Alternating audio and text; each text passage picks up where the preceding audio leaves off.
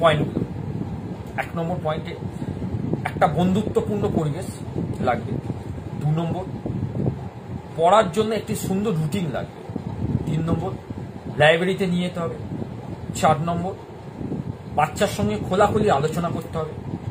5 নম্বর, বিভিন্ন রকম অ্যাক্টিভিটিমূলক গেমসে তাকে পার্টিসিপেট করতে হবে। 6 নম্বর, বিভিন্ন রকম আদর্শমূলক যেসব ব্যক্তিত্ব আছে তাদেরকে নিয়ে কথা বলতে হবে।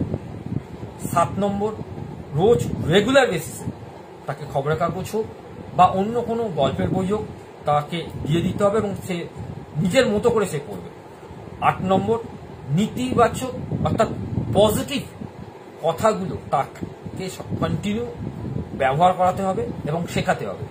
এবং লাস্ট পয়েন্ট 9 নম্বর, যে পরিবেশের সঙ্গে তাকে খাপ খাইয়ে দিতে হবে, অর্থাৎ পরিবেশের সঙ্গে তাদেরকে নিয়ে যেতে হবে এবং পরিবেশের বিভিন্ন রকম যে জিনিসপত্রগুলো আমরা দেখতে পাচ্ছি বিভিন্ন প্রাণীদের, তাদের সম্বন্ধে জানানো, তাদের সম্বন্ধে পড়ানো।